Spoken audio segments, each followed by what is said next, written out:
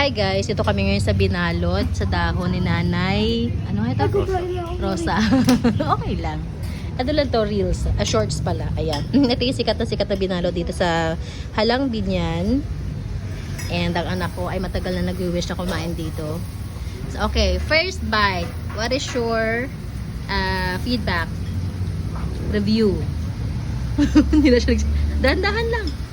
How was it? Sarap?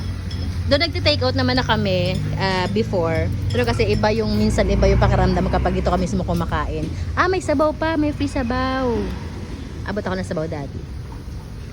Ooh. Ayan. Ang in-order namin ay beef tapa. 100 pesos lang per balot. May kasama na siyang egg. And may kasama siyang extra sauce. May free sabaw. And ito yung itsura ng lugar. Ayan, ito yung kadalasan